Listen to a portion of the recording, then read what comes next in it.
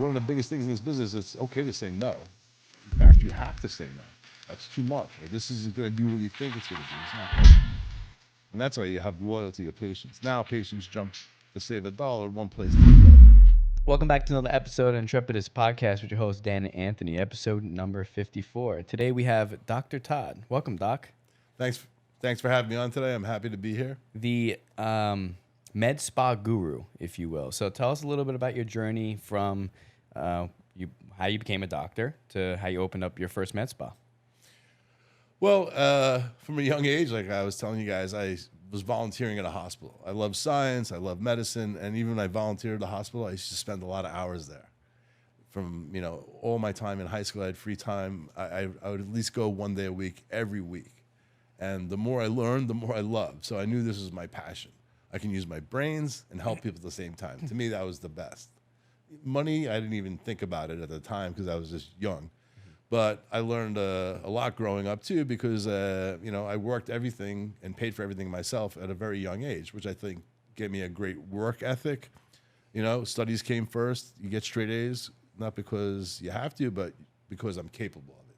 So my parents were like, if you're capable of doing it, there's no reason why you shouldn't do it. So if you're not getting straight A's, it's not because you don't have the ability, it's because you're not putting in the effort, right? So if you put in enough effort with the right skills, you should be able to do it. During my summers in high school, I spent research studies at University of Iowa, Boston University, where everyone went to summer camp. I went to do medical research. Different mindset than most kids that age. Camp sounds great, but that really piqued my interest. I went to school at Cornell for clinical nutrition. And they say, why not biology or microbiology or chemistry like most people do? It was like, what am I going to do with that? Biology, right? Is that really going to help me later on? And this is, a long time ago, not to state my age here, but, it's a long time ago. I studied clinical nutrition, and this is, we're talking the late 80s, early 90s, and I thought that was so important for helping people was nutrition. And that's, way ahead of its time, but that's why I took 4 years of clinical nutrition because medical schools, I knew didn't have much training, but to me, it was so important. Playing football and wrestling as a kid, everything's diet, right? We're always trying to be as low as weight as possible, the most lean muscle and like no fat. So you kind of learn nutrition the hard way because you have to. And then I went to medical school and then I went into physiatry, which is physical medicine and rehab for those who don't know. And I went to NYU where I went for my training, which eventually it's like non-surgical orthopedics, recovering after injuries, operations, etc. Early on, I was doing Botox in the 90s, well before cosmetic Botox came out in 2002. And I was using it for torticoliosis, spasms, strokes, recovery, children with muscular dystrophy, helping them ability to walk. So we're using large doses of it. So 2002, I'm working at NYU in a private practice. I'm on faculty. And Botox cosmetic comes up, and you see it all over the news, and friends are like, you know how to do that? Well, yeah, I've been using it for years. So there was a dermatologist above me who says, hey, you want to see how we do it for cosmetics? Come on up. I followed him around whenever I had free time. Super nice guy. And that's how I learned to do Botox. It started off just with, family and friends. I wasn't doing it for patients. I was doing medical Botox for patients. And then in 2008, I decided to open my own practice. As a physiatrist, but I also decided to open a med spa. And back then, there weren't really many med spas. And if there was a med spa, it was always a plastic surgeon or a dermatologist. It really wasn't anyone else. There was no such thing as a non-dermatologist, non-plastic surgeon. And of course, I opened up as I was telling you earlier, the Upper East Side, the highest concentration of board-certified dermatologists and plastic surgeons probably on the planet. And there was 31 places within a mile radius of my office. So if I was picking out ideal places, that would have been the last place. Worst place, yeah. But I didn't really think about it. I know what I do. I know how I relate to my patients. I know how people respond to me. And I'm only going to do the best service for them. Not only just the treatment, but education, information, before, aftercare, and look out for their well-being. So I started doing Botox and I started doing fillers. And as I learned more, got busier and busier. I hired a skincare esthetician, started doing facials. And before you know it, was a whole new business. wasn't like intentional. I never saw the potential of it growing that way because I didn't know I could as a not being a plastic surgeon or dermatologist. Office space opened next door. Took the space, built it out, and in 2 years we outgrew the space. 5-year lease. I was like, I need to get out of here. You don't have enough room for me because it only had 4 rooms. So I got rid of my medical practice, and then I was just doing this full time. And then it really exploded, and then we started opening other locations. And, I went to all the training courses. I would always go to anything, learn anything from anybody who would have me. And that's how I learned all these different skills from different people. It's not like you learn one technique. It's like the mindset, the overall viewing of it. And in this field, you're constantly learning because things are constantly evolving. Then I got a lot of accolades from that, and people were like, who is this person? He's not a plastic or a derm. Real Self, 10 million views a month, voted most loved injector. Top rated injector voted by other injectors, several years in a row. And top 10, top 100. I don't know how that happened, but it did. Like I said, it wasn't my intended goal, but it seems like I found my niche. I found my happy spot, both physically, what I like to do, what I'm skilled to do, what I'm learning about, and it obviously worked out well for patients as well. Right. So at what point did you know that you were going to, it's always hard to kill a business, right? You had 2 running at the same time. Right. How difficult was that, and when was the decision made? Like, what actually got you to that point that said, you know what, I have to kill this to grow this? It was a transition. So I was building up one, not knowing it was going to grow. Then when I opened the other space, I was like, when you come to the realization, the more time I spend there, the more I'm making. So I got to clear up more and more time. And eventually it was like, I had other people running the other practice, but it was like, with insurances, less PMAC, everything needs authorization. Every patient miserable. You have pain patients that just not happy in general, but it was just such a burden. And it's only so long you can do that. You really get burnt out. So let's talk about, you talked off camera about, you paying yourself through school, multiple jobs, work ethic. Do you think that set the standard for who you are today to continue to grow, be better, outperform? And obviously you got all these accolades that you don't know how they came, but obviously they had to come from your work ethic. And if you were showing up, doing the thing every day that other people weren't doing, and, continuing to grow yourself and grow yourself in a space to become a super achiever, do you think that fell back on, your college years and what you did to get yourself through there?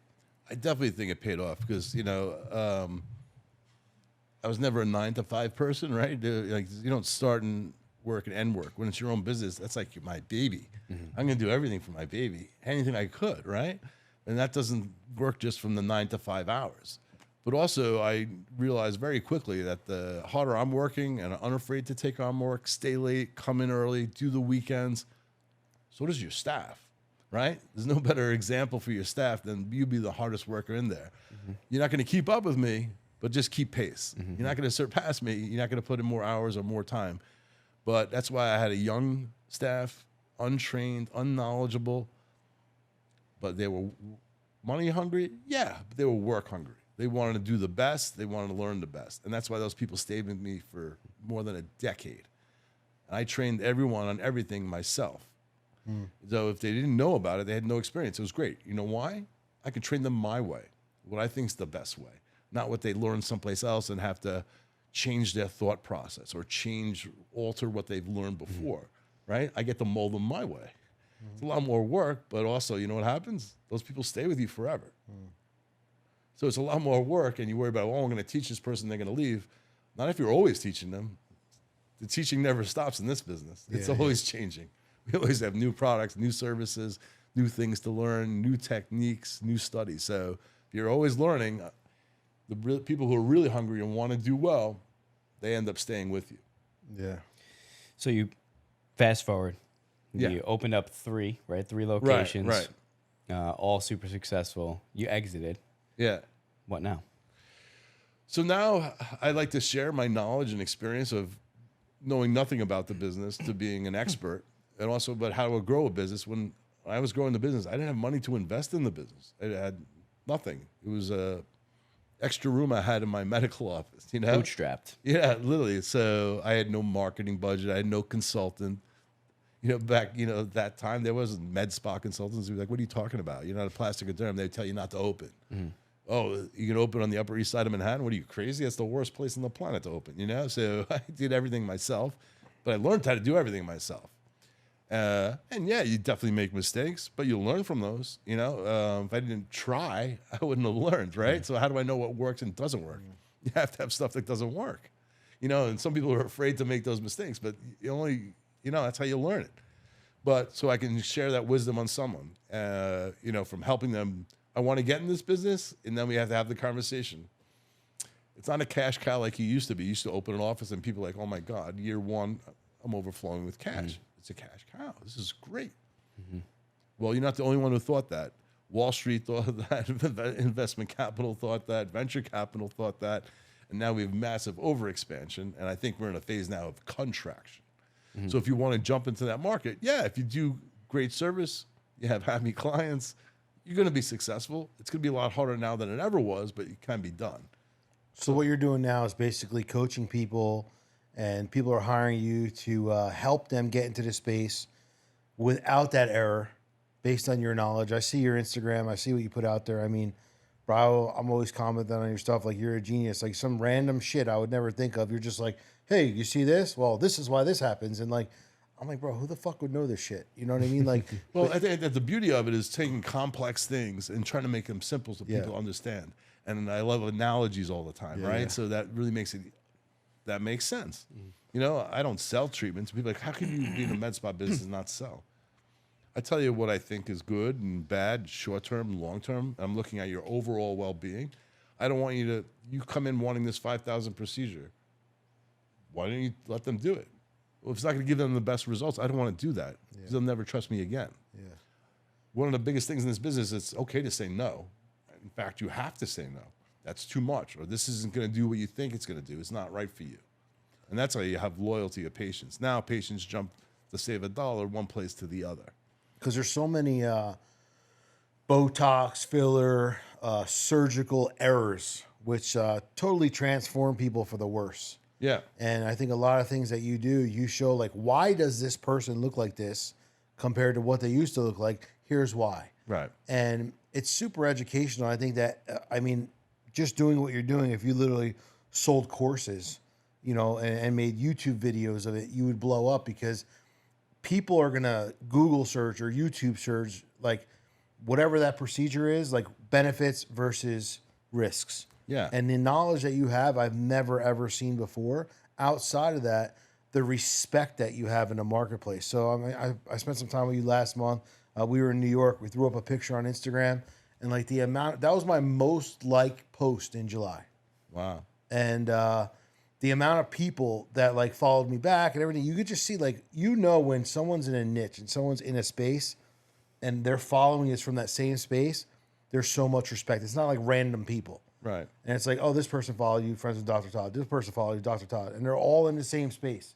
So if you have that kind of credibility where those people are paying that much attention to you, right, you got to know what you're talking about. Yeah, I think trust and respect you build up over years and time, and I'm very careful about that because I won't talk about things based on my opinion. I gotta say, when I say something, I gotta have facts to back it up. I need evidence. So what do you think about this procedure? I'll say, I don't know. I need to do my research. I don't know about it. And I would never do a procedure unless I knew everything about it, pros and cons, because everything has pros and cons. Yes. If someone doesn't tell you the cons, they're not telling you the whole story, right? That's why I talk about side effects, bad results, all these things on there that people don't normally talk about.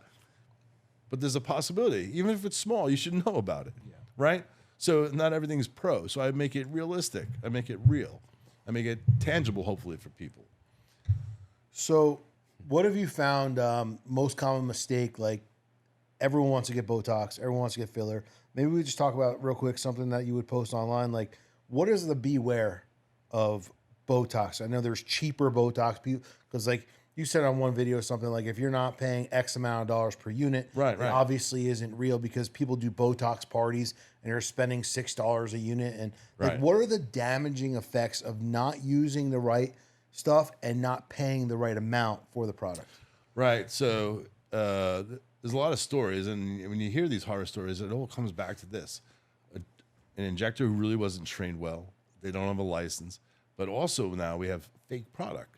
Remember, this is a multi-billion-dollar industry, so you expect to have frauds out there, and if the frauds look really good, but if the price is too good to be true, it is too good to be true. It can't be the real product. The only way to buy product is from the company. If you're not buying it from the company, it's not legal. It's really that simple. So if someone's importing Botox from overseas, hey, it's the same Botox they're using over there. Well, you don't know how it was stored, how it was shipped, because it's extremely temperature sensitive. It has to be frozen at all times. Let's say it wasn't. Well, then you don't know what the dose is and maybe do nothing because it's already deactivated. What's the harm of somebody injecting something in their face? Like, because your skin is obviously your biggest organ, Right. and your largest organ, and Yeah. it works and reacts higher than anything else on your body. What are the harms of people injecting these, low cost items or these fake items or these watered down items? Like, what's the long term effect of that? Well, I think there was a recent story in England where they were using fake Botox because it was cheaper. 21 people ended up in the hospital. Really? Botox is like the most potent toxin on the planet, like literally one of the most. So it needs to be produced the right way, stored the right way, injected the right way. If you're buying something that's fake and they don't know how much is in there, that's extremely dangerous, potentially life-threatening. And almost all these stories when we hear someone's hospitalized or had this horrible side effect, it almost always comes back to it wasn't a legal injector or it wasn't a legal product. Some of these products, if you don't know where it's coming from, you can't do it. I saw a TikTok trend now where there's this Korean company that makes a great Botox, very popular over there, but there's a distributor who will sell it directly to your house. So if you can go online, buy it, and have it shipped to your house.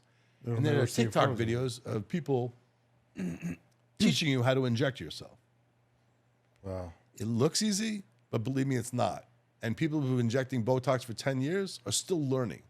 Why? Because there's always new advances and new techniques, and depth, angle, amount, precision, the number of spots injected, all varies person to person. It needs to be customized depending on what they want. So you see it like, oh, I can do that. It looks pretty easy. There's actually people on TikTok. And when I posted on TikTok, the amount of hate I got was insane. I heard that one of the dangers, since we're on this topic, I don't know if it was filler or Botox, but one of the two could make you go blind. So potentially, if injected into an artery, a filler is hyaluronic acid, which is like sugar water, which is normally in your skin. But if you injected it into a blood vessel, it could potentially do that. It's very hard to, even if you were trying, but there are cases of it. There's like 6, maybe a year worldwide. But that's enough to be cautious. And that's usually from certain areas where some people just don't inject. Occlusions or blocks of blood vessel can happen typically under eye injectors, nose, forehead, or the nasal labial. A lot of people just don't inject those areas, so they don't have those risks. But if you do, there's ways to mitigate it. So it really makes it low. Yeah, I learned something last week. Like, right, the needle going down, it's better to inject on an angle down. Right. Or something. You really have to know your anatomy, and not just the skin, the blood vessels, the nerves, the infraorbital foramen, and the nerve, artery, and blood vessel that comes out there. You have to know where these things are for each individual, so you know how to inject safely. You're not getting that with a weekend course. So Botox, dangers of injecting yourself with Botox. Well, if you want a droopy eyelid, it's going to stay that way for 6 weeks to 12 weeks. A droopy brow, heavy brows. If you inject around the mouth, you want a crooked smile. Difficulty swallowing, difficulty breathing if you inject it in your neck and it goes to the wrong place. So there's a lot of possibilities with that. Remember, it's a muscle relaxant, but more of it could be paralytic. Yeah. Yes, the effects are temporary, but I don't know why people would gamble for a couple bucks on the way you're going to look and on your health. Right? To me, that's just illogical. I know people want to save money, and toxin is expensive. You know why it's expensive? Not because we're charging a lot. The manufacturers charge a certain amount, and that's what we have to deal with. I'm sure the insurance on that, like having insurance to be able to inject that stuff isn't cheap because of the risk factor. Well, most of these things are temporary, luckily. So the malpractice insurance is surprisingly isn't that bad. Depending if you start going into other more advanced treatments, it could get more. Is there a big harm in? I was reading something. Maybe you put it up. I don't remember. Yeah. About lip injections. Like that could be potentially like long term really bad, right? Yeah. There's a lot of arteries around there. It's a very vascular region. So besides overfilling, which everyone seems to be aware of now, but thank God the trend is for more natural aesthetic. But yeah, there are blood vessels. You can get occlusions. What happens when you occlude a blood vessel? The skin in that area dies, turns black, necrotic, and it falls off. Oof. That's why you really have to go someone who's a highly trained, highly experienced professional. And I think with the mad influx into med spas was also a mad influx of injectors. Right. I want to make money. How many nurses today go to school, never work in a hospital, and go right Just into go straight to injecting? injecting. Yeah. You really that's need a what you lot need, of right? comprehensive training and ongoing training to really keep up with your skills. That's all you need is nursing degree, right? Right. For most In states, New yes. Jersey. Yeah. In New York, I think you need a doctorate. You need an MD equivalent. Well, you need either a medical doctor as the director or a nurse practitioner as the supervising. So every state has Right. different laws, which makes it very confusing for people out there. But in most states, it requires a minimum of an RN, a PA, nurse practitioner, or a medical doctor. But some states require on-site supervision or someone close by, or sometimes they have someone just distantly. So you said before that if the doctor, nurse, whoever, esthetician, whatever, is not telling you the pros and cons and not telling you the whole story. Right. So tell us the bad news about Botox outside of potentially, having droopy mouth. Well, every time you get a procedure, there should be a consent form.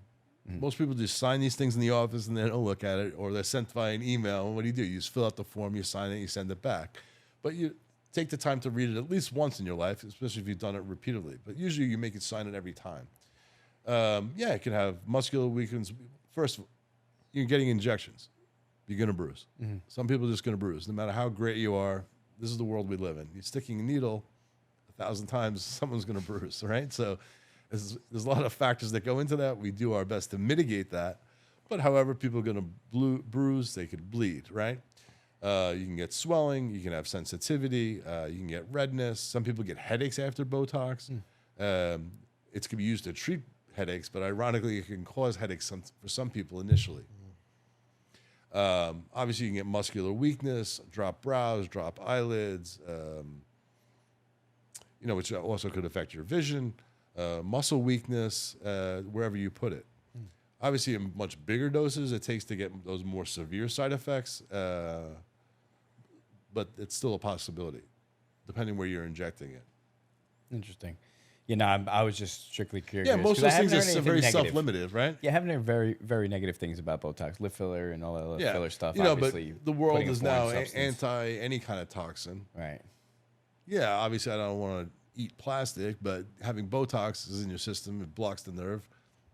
3 months, the effect's gone. The nerve regrows. The toxin isn't like staying in your system. Is it true that once you start injecting Botox, the area that's affected continually gets worse and worse? So you got to almost like do it long term?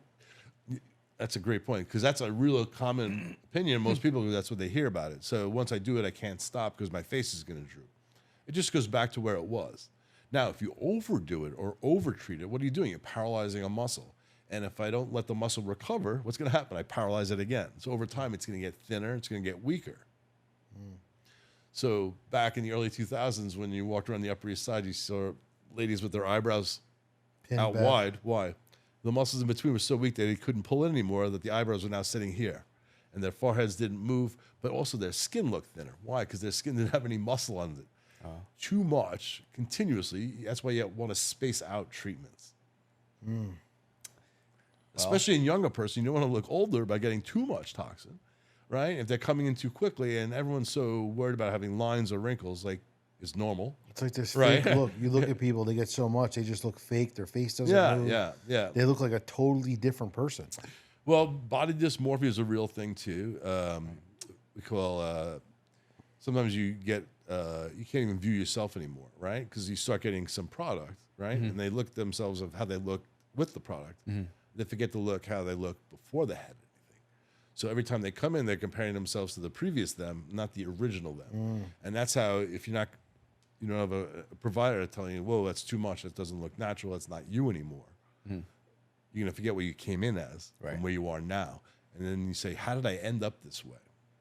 So I look at like the Kardashians, bro. They don't look at all like they did 10 years ago. No. You know, they all look completely different. Yeah, And there's yeah. no turning They're back, right? 90% plastic. Yeah. And also, you just everyone comes in with a picture. I want to look like that. Yeah. Well, you want to your beauty enhanced. You like her. She's attractive. She looks great. But you also don't want to try to make you into something you're not. You just want to enhance the features you have. And the new aesthetic is undetectable. You look great. You look younger. I don't know what you did. Great. I did my job right. Yeah. Right? I did my job right. You look great. I don't know if you did anything or not, but you look great. That's the way it should be. The last couple of days in the news was Larsa Pippen, where her face just seems to gradually change over time. And now, I don't know if you've seen her recently, but she's swelling everywhere. She said it was an allergic reaction, but it doesn't really look like an allergic reaction. Yeah.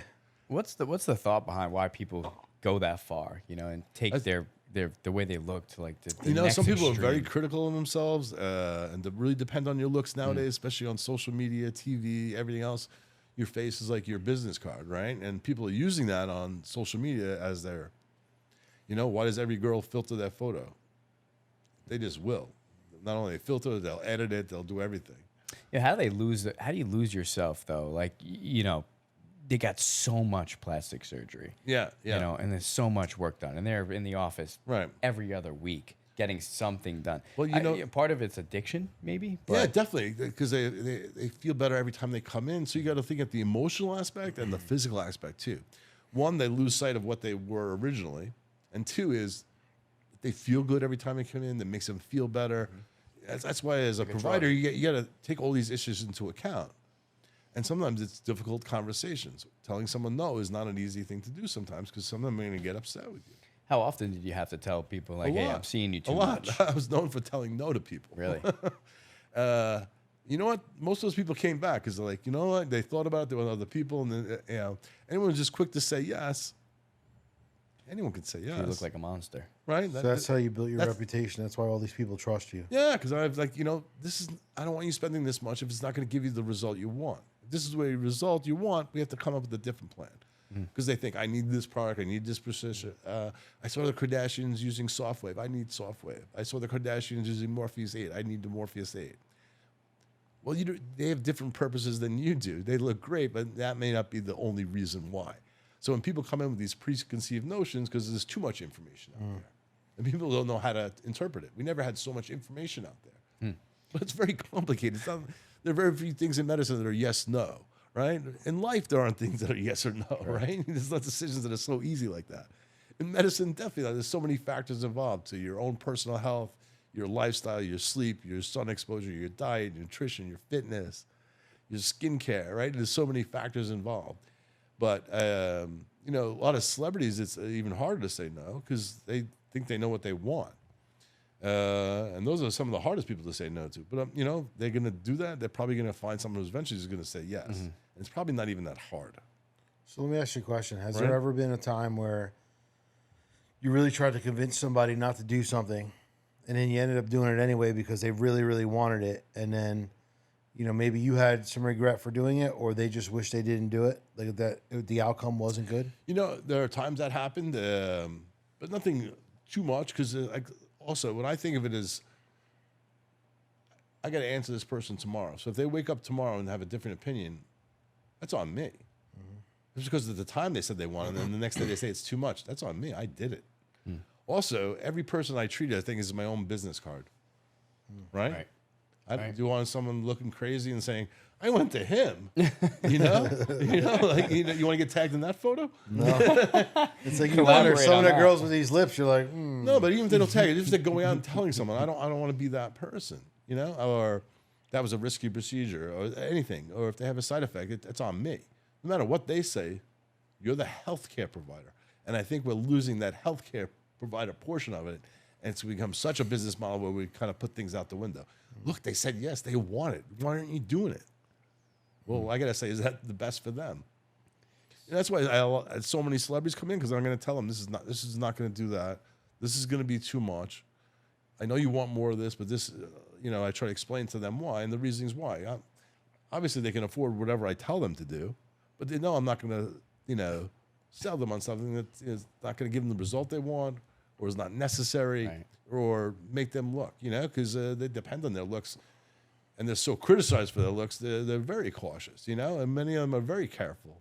So I heard there's now like Botox like made with SARMs or something. You hear about that? What do you mean SARMs? Like a peptide, almost like Botox. Oh. Yeah, that's a lot safer. Is that true? Someone was telling me about that. There's a lot of different toxins on the market now, so they all have to make their competitive edge. I'm gonna get killed for this one, but so there's this company that made what was called Smart Tox. Okay, what's the difference? Well, you can get resistance over time. It only happens in like 0.1 to 0.1% of the population. But imagine you get Botox, it no longer works because your body got exposed to so much of it over so much time. Is that truth? It doesn't work. It does happen, but it's only like 1%. So this company made, hey, we're a toxin. We have no associated proteins, which is believed to be cause of the antibodies. And they marketed that way for years. And a recent study last month came out and says, you have the same incidence rate as everybody else. Oh, no shit. I'm not mentioning names, but, I'm sure my friends in that company don't want me to mention names either. But it's just like sometimes you need a lot of research for it. And there's a lot, everyone tries to differentiate themselves, Yeah, a friend of mine just got some injection. And he said, this is why it's different. It has like peptides in it or something. It's safer. Yeah, sometimes they try to market it like this is going to be longer lasting. There's a new Healthier for your skin. Right. There's a new one that's supposed to last 6 months. Yeah, if you increase the dose big enough, it'll last longer than the other ones. But it ends up Same. Does it make a big difference? No. So there's no real difference. Like There's what's it, minor this differences, sport, this sport? just between onset, how long it lasts. When we inject it, how much it spreads. There, like for a provider, there are a lot of little differences. But that's why I think you got to trust your provider to choose which one I think is best for you, which product they like the most, because they're comfortable with. It's just like, if you're cooking with certain ingredients and you like those ingredients, you're going to be a master at those ingredients, right? Right.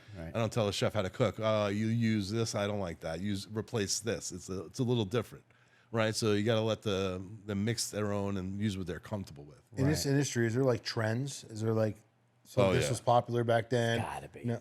And what's the trend now? Well, I think a more natural aesthetic is definitely out there. I think there's a big trend which is growing and could grow endlessly. We need more research on it, but it's bioregenerative. Stem cells, exosomes, PDGF, salmon sperm, PDGF, Salmon, you get me too. Of like, wait, what? Yeah. Let's pause, rewind. What? Yeah. They always say rub sperm on your face. It's healthy for you. Well, Right? Kardashian's got a facial with it, and it's a product that contains DNA from a salmon sperm, so they call it salmon sperm facial. It's not really like salmon I was sperm. about to say, how much can a salmon really sperm? Yeah. A lot of salmon. It's a lot of salmon. Yeah. What are they doing to the salmon over there? It's a weird video. How do they get it? We're not going into the making of it. It's Cialis tested salmon. Who's extracting the salmon sperm? Yeah. Oh shit. But it's something you're never going to forget now, right? No, So the never. marketing worked, Yep. right? So It think about it. absolutely did. But what is it supposed to do? So it's supposed to realistically? has DNA and certain other particles that help repair and rejuvenate your skin. And these offer different products and growth factors in it that help your skin recover and rejuvenate. So it's typically used with microneedling, and you put the product on your face and it gets absorbed. It's supposed to have benefits that way. Supposed to. Yeah. The studies have shown some benefit. It was very popular in Korea for a while, and Koreans like the king of skincare. Yeah, for real, they all look young as hell. Yeah, and they have 15 different types of Botox over there. Wow. But they all know about it. They're all well educated. They take amazing care, and they have amazing treatments. So, you just say something Korean or K skincare. Korean skincare is huge. I mean, But- for real, when's the last time you saw a Korean with wrinkles? Yeah. I don't even think they need Botox in order to Bro, they look for that good. to happen. Yeah. It's just that part of the world. I feel like they. Yeah. They- but it- they definitely know how to until take care of their skin, and Yeah. they take it very That's what seriously. I hear. But a lot of Asian Americans sometimes don't want to look Asian, so they get Botox in their masseter, which tapers your face and makes it more angulated instead of being so round. And we call that it's something like more Americanized. So a lot of them like to not look so Asian. Not all of them, just some of them have a preference for that, and they come in knowing exactly Can you what they open their want eyes up and a where to little put bit it. more? Yeah, anything Because that does a little their bit. eyes are closed. No more, right? shit. They does it love a really? little lift in that. Yeah, some of them do. You can open their eyes. Everyone here wants. Oh, I like that. I love that. It's such a Right. beautiful aesthetic, right? It's such a, and the skin is amazing, right? But so the bioregenerative stuff's like the salmon sperm is one. There are probably better ones out there. Some of them are tested better than the others. Platelet-derived growth factor is used in medicine for 15 years. It helps heal up diabetic wound ulcers. It helps with orthopedic and dental surgery. So it's been out there for a while. In aesthetics, it hasn't been used that long or well studied, but they're using it in different areas. Also as a topical to help, because all the growth factors it has, to help rejuvenate your skin even more. Interesting. What do you think about, since we're on this, we're just going to learn everything today. The PRP. Yeah. Vampire facials. Does that do anything? It does. For certain areas, it has more benefit than others. But now with all these other newer treatments, people are tending to go away from that into other ones. There's better ones. So PRP is great because it's your Including own blood, your own growth factors, and you're injecting it or placing it on your face to help stimulate your body to heal itself. Now we have much more advanced techniques of bioregenerative medicine that maybe exceed that. But that was very popular 10 years ago. Kim Kardashian had the blood all over her face in the photo, and I think everyone who's in aesthetics is used to seeing that photo. That's still used today. But PRP is actually great for hair restoration. I'm not an example of that. Right. Not a living study. Is that actually, so it actually does work for hair restoration? Yeah, but there's other things sometimes we add to it also. Sometimes exosomes. Exosomes are like stem cells are like can turn into anything, right? That's the Amazon truck. The packages inside are the exosomes with the little messages telling it what to work. So there's all different types of exosomes out there, and they need to be better studied. They need to know where they came from to make sure from good sources, but they have a lot of potential. People are using it for all kinds of things now, but like I said, I like to have the science behind it before I did something. I was telling you that we were talking about this the other day. So 2 months ago, I met with a company called Acorn, and what they do is I like it because it's from yourself.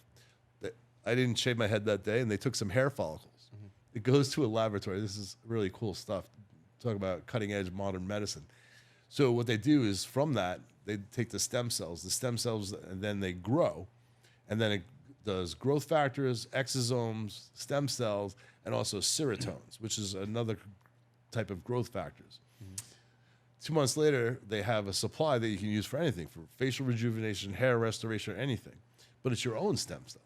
Really? I don't have to worry about where it came from, whose placenta, was it done safely or not, and it's all from yourself. That's what we call autologous. It came from yourself. Just like the PRP was from yourself, these exosomes are derived from yourself. And it's a kind of a newer technology, but I think knowing where some of these other things have to go through, to where you get them from, I'd rather trust my own blood than some lab testing someone else's blood to get those things. Don't quote me here, but I think like the guy that Elon Musk bought Tesla from, because he didn't create Tesla. That guy is like in his basement. He's got like a lab in his basement, and he's through stem cells or something. He's trying to figure out how to live to 150 or something. Did you hear about that? Wait, Is that real? That's talking about, not Brian Johnson. Is that who he bought? I don't know. I don't remember the name, but someone Brian told me. Johnson was a big Wall Street guy, made a lot of money. Who's the one who started Tesla? I'm not sure who that is. So whoever started Tesla, Okay. apparently, if I heard this correctly, in his house he's got this big lab, and he's trying to use stem cells or something to figure out how you can live to 150. Right. But put the real story in the description. Yeah, I gotta find out. I'll ask my friend. No, who that's told me. interesting. I got to look that up now. Yeah, that'd be real. Because there's a guy, Brian Johnson, who's totally into longevity. He stopped all his other businesses, and he's been focusing on this. But he kind of uses himself as an experiment. He tries this guy, every he's treatment. using whoever this is. He got transfer of stem cells from his son into himself. His son's blood. Like he's really walking tried everything. experiment. Yeah, Wow. So so now you coach, mentor, and consult for med spas. yeah. Right. So when someone approaches you and says, "Hey, like Todd, Dr. Todd, I really want your help. Like Yeah. you've done great things." What are maybe one or two questions that you ask them that'll determine if you work with them? Well, I got to see if they're committed to it, right? They're really committed to it. This is what you love. Going in just for the money, you don't make money in the first year or two for some of these businesses now because it takes a long time to develop trust. You know, like we were talking about earlier, you don't develop it overnight. You build it up, and you start small, and you're going to graduate big, no matter how much marketing you do. There's a super lot of competition, so I got to make sure you're into this, right? And you're in for the long term. Years ago, people used to build a business. Oh, it does great. VC used to buy them up. It was great, right? Great return on investment. The EBITDA looks good. You're gone, right? So now it's not quite like that. So it's a long-term project. And now med spa has such a big terminology. I just did a video on this today, actually. That a lot of med spas that do exist almost are getting a call about wellness, anti-aging, longevity. So are they looking just for the med spa or more of the longevity? Or most places are now doing both. That's why I think the term med spa actually may be fading over time, and you may have more wellness, longevity, anti-aging clinics. Yeah, I want to look good, but I also want to be healthy.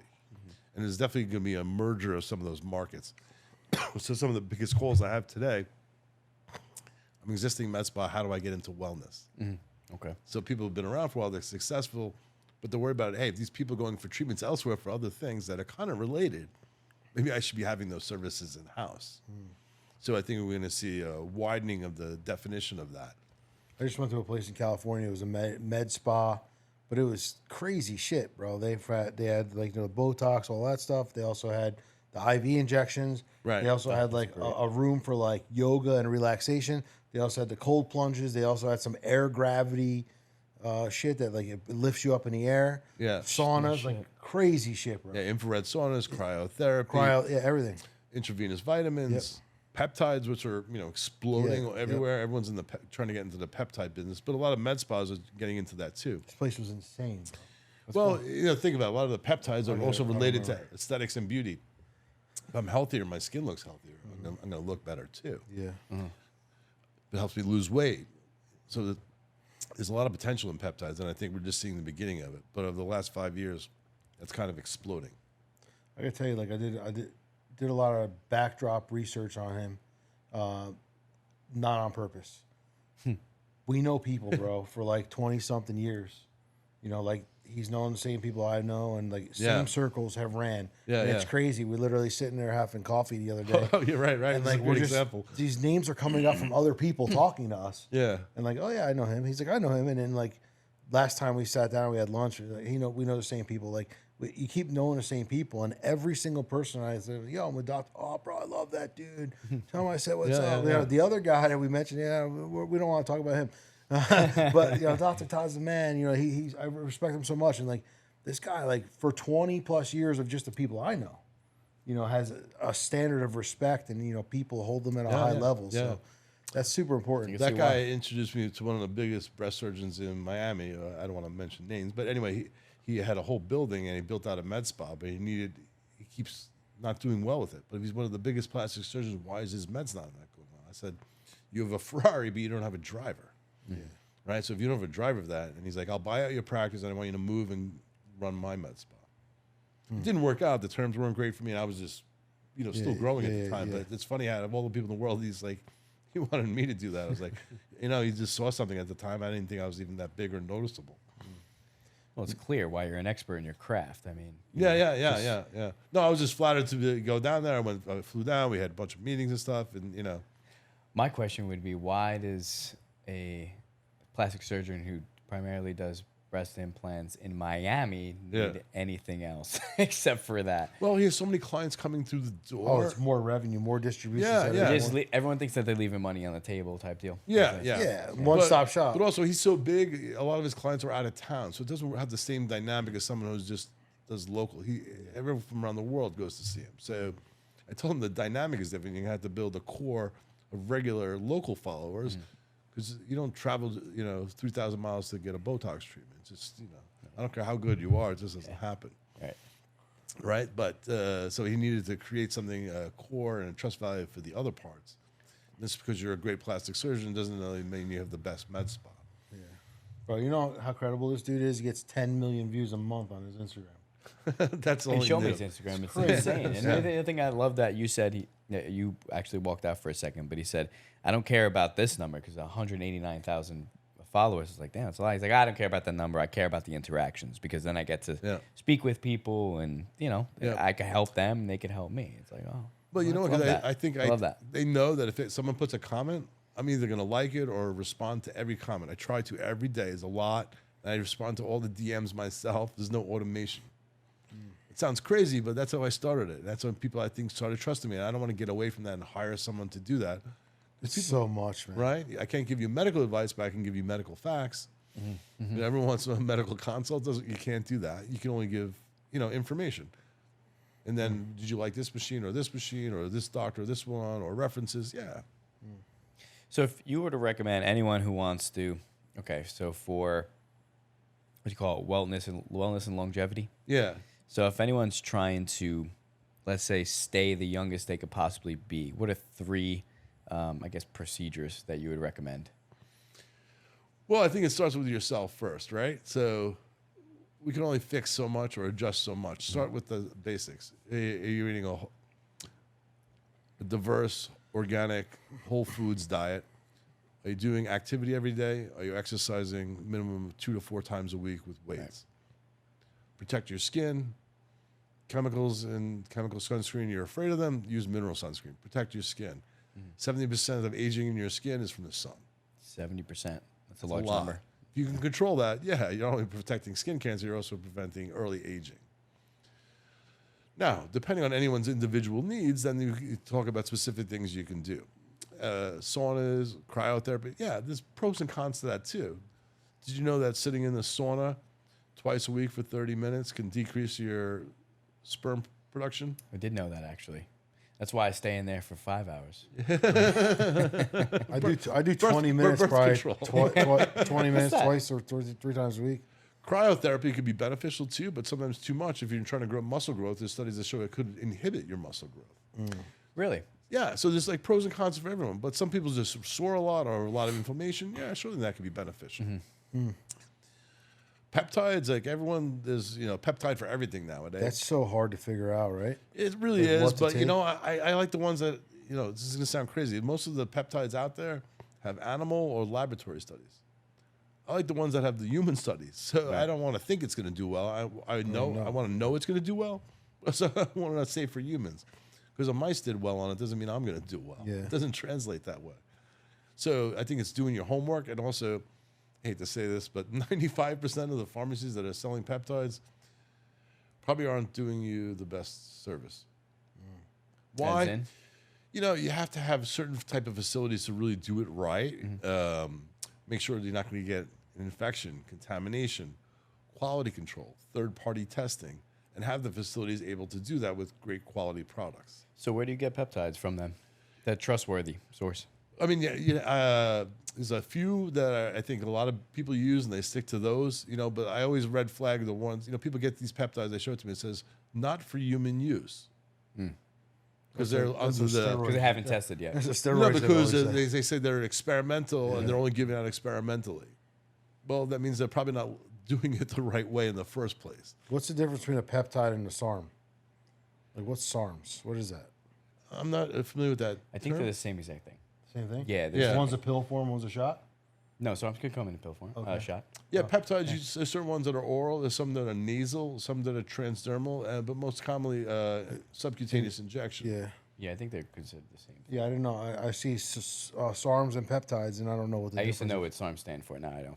Yeah, it's a been term a long I time. use for other medical things, but I wasn't sure about. It's like a lot of people SARMs. use SARMs. But peptides, back to peptides, like that's a whole nother industry, is hormone replacement therapy, which a lot of people get into too, because it's kind of a field of necessity. What's your view on going to my doctor? Well, I testified at the 2006 steroid hearings in Congress. I was the medical expert. So I have a lot of knowledge and experience about that. He was all jacked. You were yoked up, right? You were like, I was actually really big. I was lifting heavy at the time, so I was big. And, it's kind of we gotta look up these videos. Who's this guy? So you got off test, and now you look. I'm just kidding. But because medical insurance only covers you when you're in a deficit, it doesn't mean you're not optimized. So say you're 40 years old, your test is 400, 500. You're not feeling that great. You're feeling tired, fatigued. You don't recover as well. It's hard to put on muscle mass anymore. We know our muscle mass is decreasing as we age. But they won't treat you unless you're below 250, which means Insane. you'd be so tired, unmotivated, you'd be depressed. You wouldn't be even able make it to the doctor. You'd have a hard time getting out of bed. Right. But that's the medical diagnosis where insurance covers it. So that area where medical insurance isn't covering it, which is getting bigger all the time now, really makes a space for hormone replacement therapy. And for women too, when they don't want to cover certain things. Women, a lot of times as they get older, their test levels decrease too. Yeah, I'm sending my girl to Yeah. Nicole. Yeah, I'm going and you to- get I'm low going there dose tomorrow. testosterone, and women are a lot more sensitive to it than men are, believe it or not. So a very small dose can have huge benefits for a woman, especially if they're menopausal, they're losing muscle mass, and they really that leads to all kinds of problems. So we know muscle mass also equals longevity now. Yeah. If you have any disease as you get older, you know it's the biggest determinant of your outcome? Your muscle mass, yeah. Your muscle mass. I've read a bunch of articles. Yeah, recently so about that. the importance of that is, talking about longevity is, muscle mass, weight training, all those things. Anything that we can do to maximize that. So you're a proponent of TRT. Yeah, when used appropriately. I don't think 20-year-olds who just want to get jacked should be coming in for... Right. That's called abuse, right? Yeah. So that's why I always like... Within reason. No, I love that you said that, because when I was testifying in Congress, I think there's use and there's abuse. It's use and abuse, yeah. Right. If your levels are over 1,000, that's not medically normal. You're going to have side effects and problems. If you're loading under that, studies have shown... What do you believe? I know there's thousands of different trains of thought here. Yeah. But what do you believe is the ideal?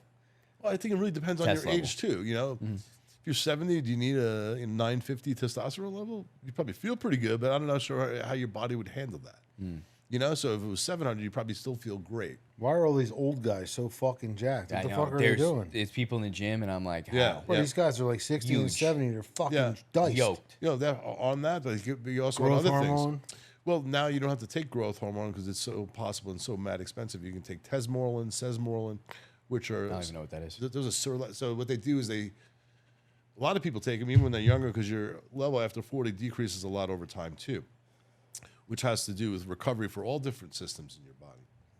So tesmorelin, sesmorelin, ipamorelin stimulates your body essentially in different ways to make more growth hormone. Says, hey, you're shutting down the factory, open it back up, and let's increase the level. So you get a nice increase instead of taking growth and you get a surge. That's like, whoa, I haven't had that in 40 years, to maintain that. And that helps with muscle recovery, muscle growth, but also repair of other tissues as well. Oh, yeah. When I was lifting heavy, I would just shoot growth hormone in my muscles.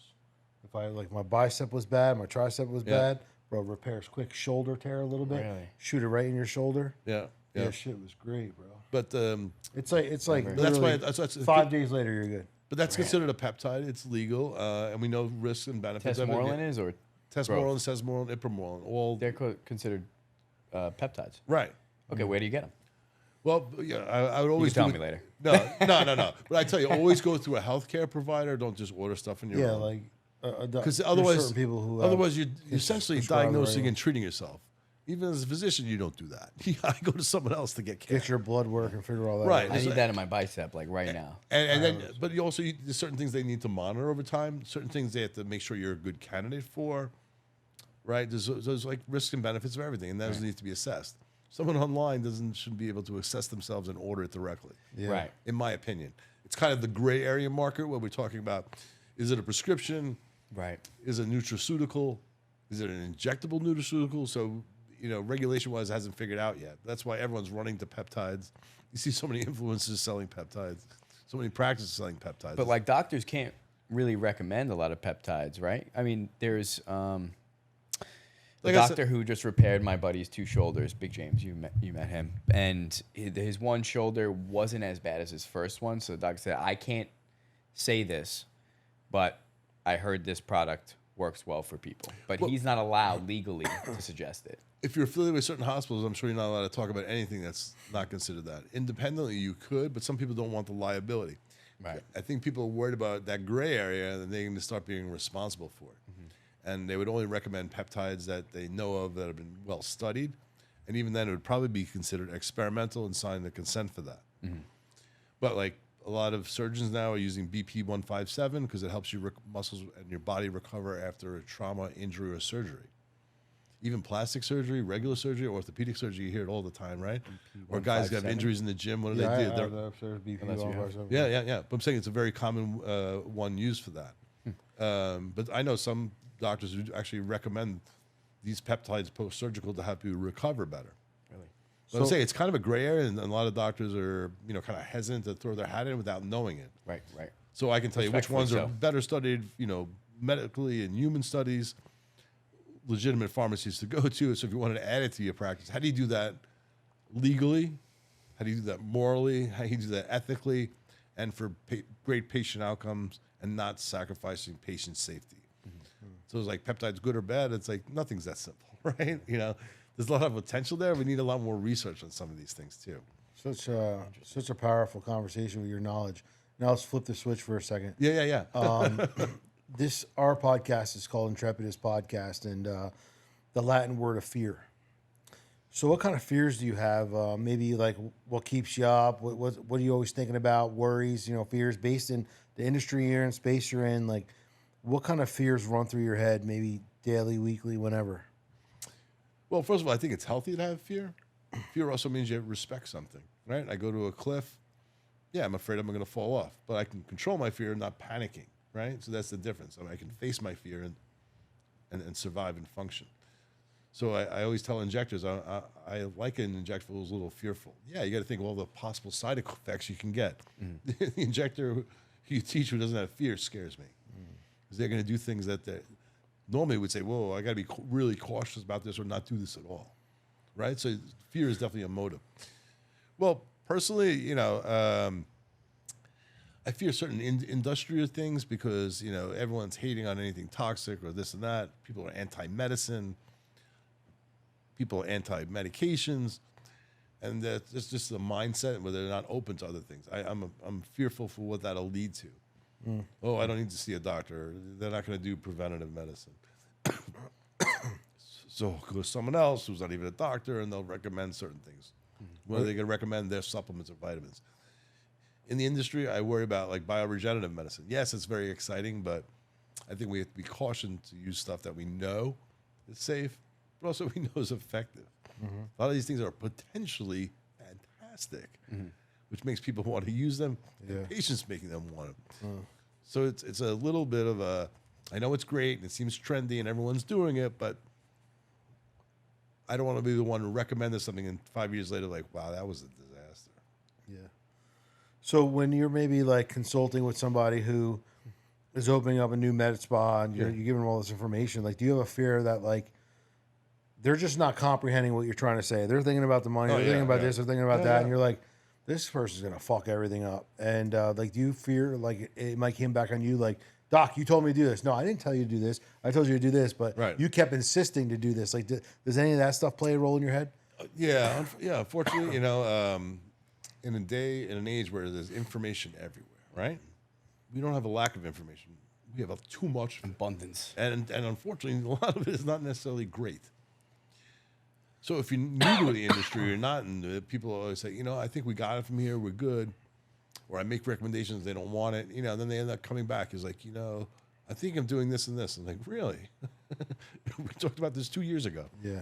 Right? And now you're doing it. It's like, all right, if you had to learn the hard way, some people have to learn that way, when I make advice, I got to think scientifically proven, medically safe, medically beneficial, legally, morally, ethically. I think of all those things. So when I just give a quick answer, sometimes people don't realize there's 20 years of knowledge and experience behind that answer, right? It's not just like yes or no, because most things aren't like that. But, the hardest thing is teaching someone who doesn't want to learn. Yeah. Right? I can teach you all you want. If you don't want to learn, you know everything. Comes a point where you're like, stop paying me. You're not teaching me. I can't help you anymore. Or if just not listening. It's like, if it blows up negative, I don't want you paying me. Yeah. And it all blows up because you're just doing everything the opposite, which happens. Maybe they think they know better. They got to learn the hard way. Okay, Unbelievable. I mean, we could do this for 3 days, like 3 more hours easily, and probably not get sick of it. Honestly, You should see our texter. I ask him questions. He's just like, all right, hold on, process. Then Thorough, right I can back. tell. He's very, very thorough smart, girl. dude. very thorough. But As a consultant, I'm also the expert, right? You're new to this. I got to tell you, this is good, that's not, or But I also like to explain why. Yeah. Because if somebody give people an answer, like that's it. yeah, it's clear that you're very passionate about this, and Yeah. that probably is the reason. That is the reason that you were ultimately successful. And Like I didn't still have to look continue for my to be. path. When I found my niche, that was my niche. It was like this was meant to be. It just felt right. Yeah. How do you know? Hey, I was just by accident. If people weren't asking me for Botox when it first came out, would I even been here? Or I've niched my niche. Wow. People have searched their entire lifetime for what you have found. And Yeah, you found yeah. at a And it's pretty not young like age. I'm reading all the time. Like, what do you read all the time? It's interesting. Yeah. I love it, and it's been an absolute pleasure having you on. Yeah, I So had a great time. if anyone has questions, obviously you're a very open book. You're willing to help just about anybody. But if anyone's interested in opening up a med spa specifically, has questions, concerns, how do Yeah. they reach you? Through my Instagram, and then there's DMs, or I have an email link on there too. What's your Instagram? Dr. Todd, New York City. Beautiful. But like I said, the biggest thing now is not just the med spa; it's the wellness longevity. Wellness. And already in New York City, I see these places opening up. But everyone's definition of what that is like you asked, what are the top 3 services? Varies tremendously. Right. All right. Well, listen, it was a pleasure having you on here. Yeah, thank you. Love the information. We can go on for days. Guys, if you're not following us on YouTube, Spotify, Apple Music, go ahead and do so. It really boosts our algorithm. Please like and share. Thanks, guys. See ya. Awesome.